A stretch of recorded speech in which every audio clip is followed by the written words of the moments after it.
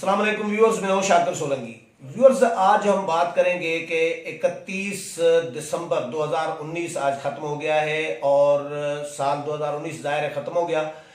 हुकूमत की कारकर्दगी क्या रही, पीटीआई की हुकूमत की कितने बड़े बड़े दावे किए गए, कौन कौन से बड़े ऐलानात और बड़े दावे किए गए, वादे किए गए लोगों के साथ, कौन से पूरे किए कौन से पूरे नहीं किए, अपोजिशन के साथ किस तरह का रवैया रहा, पार्लियामेंट के अंदर क्या परफॉर्मेंस रही, पार्लियामेंट से बाहर क्या परफॉर्मेंस रही। अब ओवरऑल अपोजिशन का जायजा लेंगे कि अपोजिशन मुत्तहिद होकर भी कुछ नहीं कर पाई। मौलाना आज़ादी मार्च लेकर आए और आज़ादी मार्च वापस भी लेकर चले गए। मौलाना ने एक दावा किया कि हुकूमत चली जाएगी 2-3 महीनों में, उसका भी इंतज़ार किया जा रहा है। 1 महीने का इंतज़ार मौलाना ने कहा था, वो हो गया 1 महीना। अब आने वाले दिनों में चीज़ें हो सकता है नए साल के आगाज़ में क्लियर हों। जवाद फैज़ी साहब सीनियर एंकर पर्सन हैं और चैनल 5 पर डायरेक्टर न्यूज़ भी हैं चैनल 5 के, और प्रोग्राम भी कर रहे हैं, होस्ट कर रहे हैं। पीटीवी में भी रहे हैं बड़ा अरसा। चौथा सतून जो है वहाँ पर भी करते थे, अब भी चौथा सतून ही कर रहे हैं। बहुत अच्छे तजिया निगार हैं, अच्छी चीज़ों को अच्छे तरीके से समझ रहे होते हैं, क्योंकि ये रिपोर्टर भी रहे हैं। लाहौर से रिपोर्टिंग शुरू की है और इस्लामाबाद तक इनका सिलसिला चल रहा है।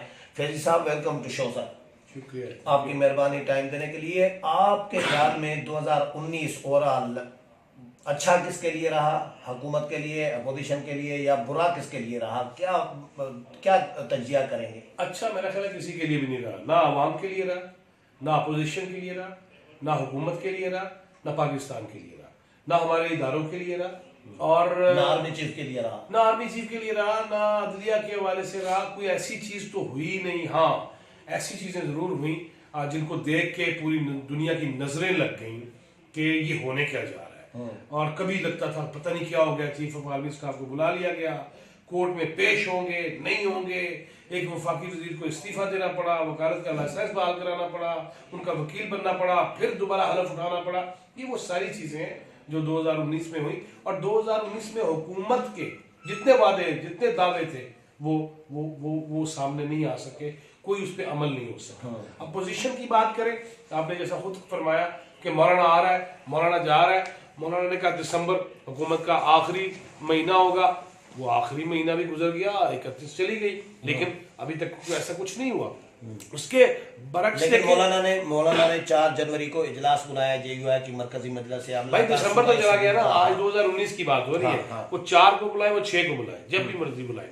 लेकिन मौलाना जैसी शख्सियत का ये कहना कि दिसंबर, ये साल आखिरी साल है, ये महीना आखिरी महीना है, वो तो नहीं हो सका। फिर उसके बाद देखा जाए तो अपोजिशन जमातों की जानिब से कि हम यूं कर देंगे, हम ऐसे कर देंगे, हम वैसे कर देंगे, कुछ मौलाना कह रहे हैं कि इंतजार करें। आपको मुझे लग रहा है जल्दी है कुछ? मुझे जल्दी है? हाँ। नहीं, मौलाना ने खुद ही ये महीना दिया, मुझे क्या जल्दी होनी है? मैं तो 30 बरस से मौलाना ने कहा है महीना, 1.25 महीना इंतजार करो। 3 महीने का उन्होंने टारगेट दिया है, मार्च तक का।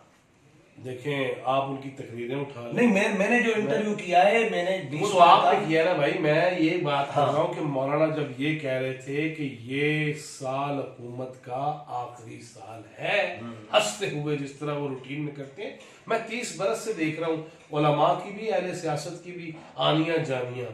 और आपने अभी कहा ना कि लाहौर से रिपोर्टिंग कर इस्लामाबाद पहुंचा। मैं लाहौर से इस्लामाबाद आया वाया वाशिंगटन और वाया कनाडा। मैं वहां पे भी यही काम करता था और मैं वहां पे भी इनको डील करता रहा हूँ। असल इशू पता क्या है? इशू ये है कि मौलाना के पास हुकूमत तो है नहीं कि वो कह देंगे हुकूमत गई तो गई, नो। लेकिन तजिया कारी यही होती है सियाने सियासतदानों की कि वो डेट ना दे। तारुल कादरी वो नहीं है कि मुबारक हो मुबारक हो मुबारक हो, काम हो गया, काम हो गया, और कमर जमान कायरा को भी उनकी नकलें उतारनी पड़ जाए। ये वो नहीं होना चाहिए। असल इशू ये है। वो कादरी को अच्छी लगी थी, लकल कायरा साहब। मौलाना मेरा टॉपिक नहीं है। 2019 मेरा टॉपिक है। हुकूमत का कोई वादा, हुकूमत का कोई नारा 2019 हुकूमत के लिए अच्छा नहीं रहा। देखिए, इसमें 2-3 चीजें हुई। जनरल परवेज मुशर्रफ का वो सजाए मौत का मामला आया। वो इमरान खान जो माजी में कहते थे गद्दारी है, सजाए मौत मिलनी चाहिए, मुफ्ती का कत्ल किया, फला किया, इमरजेंसी नाफिज की, अब वही इमरान खान है जो ऐसे इदारे के पीछे। ये तो सबसे बहुत बड़ा यू टर्न था। दूसरा देखें, मुल्क की तारीख में पहली दफा ये हुआ कि आर्मी चीफ की मुद्दत मुलाजमत इमरान खान साहब अमेरिका से आते हैं, बहुत जल्दी में आके हाथ से लिख के एक्सटेंशन देने की बात कर रहे हैं। फिर सदर मुमलिक की जानब से जो एडवाइस आती है वो भी अजीब मुबहम सी है, कभी कोर्ट में जा रहे हैं, कभी कोर्ट से बाहर आ रहे हैं, कभी कोर्ट में जा रहे हैं। ये तो अजीब मजाक बना। उधर देख लीजिए, इसी महीने में, दिसंबर के महीने में आखिरी दिनों में 24 दिसंबर को एक फैसला होता है हिंदुस्तान के अंदर, और वो अपने आर्मी चीफ को 3 साल की एक्सटेंशन दे देती है। लेकिन हमारे यहाँ उसको जिस तरह बकौल साबिक चीफ जस्टिस ऑफ पाकिस्तान के शटल कॉक बना दिया चीफ ऑफ आर्मी स्टाफ को, ये जुमले छोटे नहीं है। मुशर्रफ का फैसला हो, चीफ ऑफ आर्मी स्टाफ की मुद्दत मुलाजमत का मामला हो, कश्मीर पे मुजफ्फराबाद में खड़े होकर प्राइम मिनिस्टर इमरान खान ये कह रहे हैं कि मेरे आने तक वापस यूएन से खिताब करने तक, वापसी तक एलओसी की जानब नहीं जाना, मैं तुम्हें आगे बताऊंगा।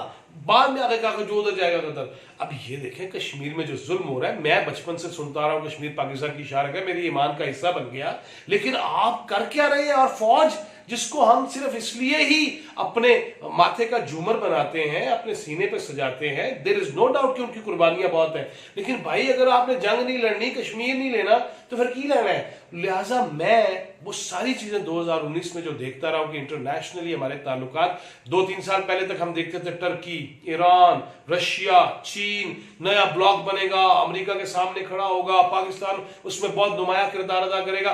फिर आप देखते हैं कि आप जाके अमेरिका बैठते थे, आपका आर्मी चीफ वो वहां पे रेड कारपेट, उसका इस्तकबाल हो रहा है, रेड कारपेट, और आपका वजीर आजम जो है वो टिचकू ट्रेन में बैठा हुआ है, शाह महमूद कुरैशी जो है उनका इस्तकबाल कर रहे हैं वहां पे ही। अब देखें ये वो चीजें हैं जो वाजे बता दी गई।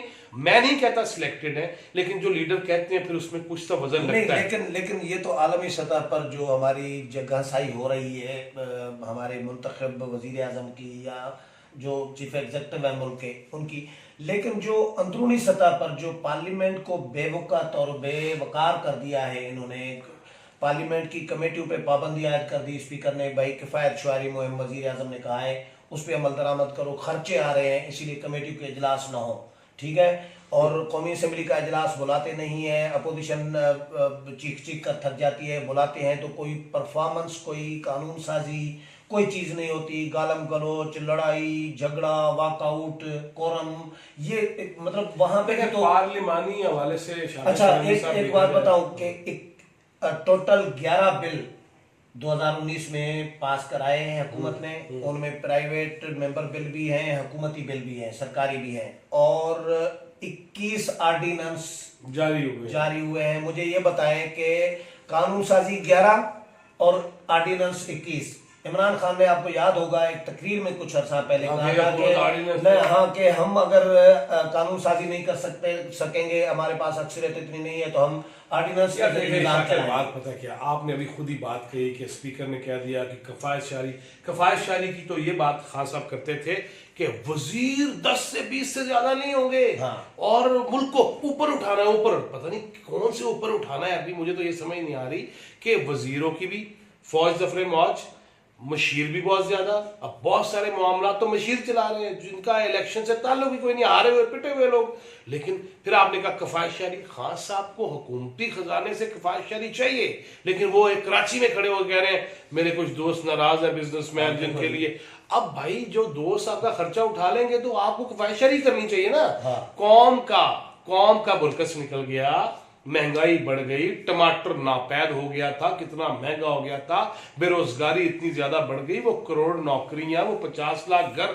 मुझे तो 2019 में कोई फीता नजर नहीं आया। हाँ, एक फीता नजर आया जो 2019 से पहले ही था। यार आपने बना दिए लंगर खाने, आपने बना दिए मेहमान खाने, और मैं वाज़े तौर पे कहूँ, मैं खुद प्रोग्राम करने गया जब खान साहब को कोई समझ नहीं आ रही थी कि किस चीज का इफ्तिताह करें। पिछले साल दिसंबर की बात कर रहा हूँ, 2018 के दिसंबर की, उसमें खान साहब ने जाकर फीता काटा पेशावर मेहमान खाने का। जब मैं वहां गया तो मैं देखता हूं वो मेहमान खाने के लिए बना ही नहीं, वो ज़हनी मरीजों के लिए ड्रग जो इस्तेमाल करते हैं उनके इलाज के हवाले से बना, उसकी बनावट जाके मैंने देखी। जब मैंने ये देखी तो उसका फीता खान साहब ने काटा। उस वक्त मुझे एक बंदे ने कहा जो वहां इंचार्ज था, उसने कहा जनाब ये मेहमान खाना कम, अय्याशी का अड्डा ज्यादा बनेगा, अभी से बहुत सारे हुकूमती जोम आने का है, ये फैमिली रूम्स हमारे नाम पे बुक करना शुरू कर दो। अच्छा। आम लोगों के नाम पे बुक होगा। भाई खुदा का खौफ करें, रियासत मदीना ऐसे नहीं चलती। और एक बात और, आज भी खान साहब ने ये कहा, और 2020 जो है वो अवाम का साल होगा। नहीं, हकीकी तब्दीली, ये का जुमला का है, हकीकी तब्दीली के सम्राट अवाम तक पहुंचेंगे। तो ये जो अभी तक तब्दीली चल रही थी, ये हकीकी नहीं थी क्या? नहीं, सम्राट तो पहुंचे ही नहीं ना। फिर शौकत बसरा जैसा बंदा कह रहा नहीं, जो चीजें थी वो अभी हुई नहीं है, वो खिसियाने हुए हैं। लेकिन इशू ये क्या है कि अगर हुकूमत को छोड़ के अपोजिशन को देखा जाए, उनकी मुहिम थी मियां साहब बाहर चले गए, वो चले गए। फिर पीपल्स पार्टी के जनाब जरदारी 2019 में गिरफ्तार होते हैं और 2019 में जमानत हो जाती है। हाँ, आखिरी दिनों में बिलावल भुट्टो का ये कहना कि सिंध में एमकेएम को दावत देना हिला के रख दिया है। आखिरी दिन 2019 के वफाकी काबीना का इजलास होता है और उसमें कराची की तामीर और बहाली के इजलास शुरू होते हैं। असद उमर ब्रीफिंग भी करेंगे, इजलास मुनक्कद हो रहे हैं ताकि एमकेएम इधर से उधर ना चली जाए। ये चीजें वो है। 2019 में एमकेएम के साबिक कायद जो लंदन वाले कायद हैं, वो उन हजरत साहब को भी चंगा मंडा गया वहां पे और लंदन के अंदर, इंग्लैंड के अंदर।